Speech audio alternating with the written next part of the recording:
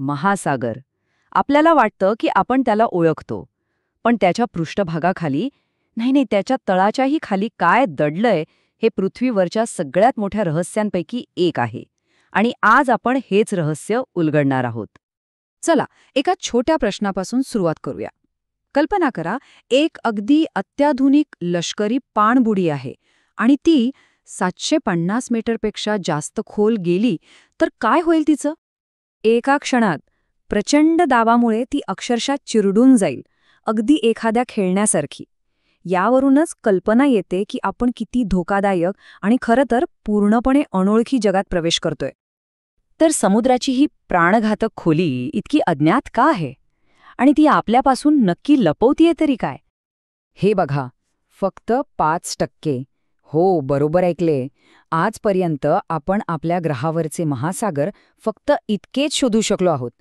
म्हणजे विचार करा, तब्बल 95% महासागर अजूनही एक मोठं गूढ आहे, एक संपूर्ण अनोळखी जग आपल्याच ग्रहावर. चला तर मग या अज्ञात जगात एक डुबकी मारूया. आपण एक असा प्रवास करूया जो पृष्ठभागापासून थेट पृथ्वीच्या सगळ्यात खोल बिंदूपर्यंत जाईल. कल्पना करा, कसा असेल हा प्रवास? ओके, आपण खाली जायला सुरुवात करतोय. 500 मीटरवर आलो की आपल्याला दिसेल जगातला सर्वात मोठा प्राणी, ब्लू व्हेल. आता अजून खाली 750 मीटरवर लष्करी पाणबुड्यांची हद्द संपते. इथून पुढे जाणं म्हणजे मृत्यूला आमंत्रण. आणि 800 मीटर नंतर सुरू होतो मिडनाईट झोन, जिथे सूर्यप्रकाशाचा एकही किरण पोचू शकत नाही. सगळीकडे फक्त अंधार. आणि मग तब्बल 11 किलोमीटर खाली आपण पोचतो चॅलेंजर डीपवर, पृथ्वीवरचा सर्वात खोल ज्ञात बिंदू. ही खोली किती अफाट आहे हे समजण्यासाठी एक जबरदस्त कल्पना आहे. जगातला सगळ्यात उंच पर्वत माउंट एव्हरेस्ट, त्याला जर आपण उचलून या मारियाना ट्रेंचमध्ये उलटा टाकला ना, तरी त्याचं शिखर तळाला टेकणार नाही. उलट ते अजूनही तब्बल 2 किलोमीटर पाण्याखाली असेल. अविश्वसनीय आहे, नाही का? आणि हा आकडा बघा, फक्त 8. हो, आजपर्यंत फक्त 8च लोक चॅलेंजर डीपपर्यंत पोहोचून सुखरूप परत आले आहेत. अरे, चंद्रावर यापेक्षा जास्त लोक गेले आहेत. यावरूनच तिथली आव्हानं किती प्रचंड आहेत याचा अंदाज येतो. पण थांबा, आपण आत्तापर्यंत समुद्राच्या आत काय आहे हे पाहिलं. पण खरा आणि त्याहूनही रंजक प्रश्न तर हा आहे की समुद्राच्या खाली काय आहे? हो, अगदी बरोबर. जिथे समुद्राचा तळ संपतो त्या खडकांच्या आणि मातीच्या खाली काय दडलंय? आणि याचं उत्तर हे आपल्या सगळ्या कल्पनांच्या पलीकडचं आहे हे नक्की. आता अनेकांना वाटतं की तिथे काहीतरी पुरलेला खजिना असेल किंवा मग कच्च्या तेलाचे मोठे साठे असतील. काहींना वाटतं की तिथे अजून विचित्र जीव असतील. पण सत्य यापैकी काहीही नाहीये. ते यापेक्षाही जास्त अद्भुत आहे. तर मग सत्य काय आहे? ऐकायला विचित्र वाटेल, पण समुद्राच्या खाली आहे अजून एक महासागर. आता प्रश्न पडतो, हे कसं शक्य आहे? तर हे चित्र बघा. पृथ्वीचा जो सगळ्यात वरचा थर आहे तो म्हणजे भूकवच, म्हणजेच क्रस्ट. आणि त्याच्या खाली आहे प्रावरण, म्हणजे मॅन्टल.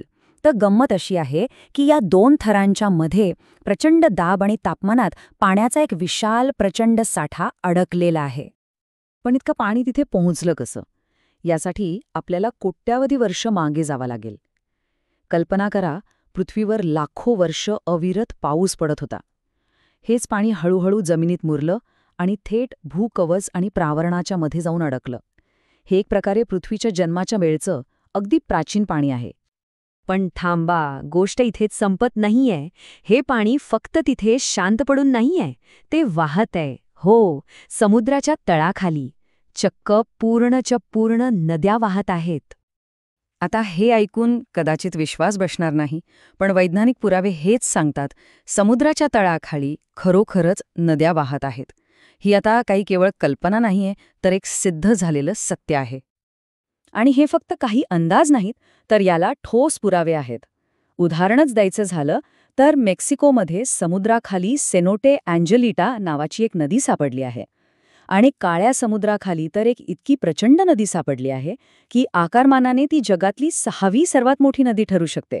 विचार करा, समुद्राखाली नदी.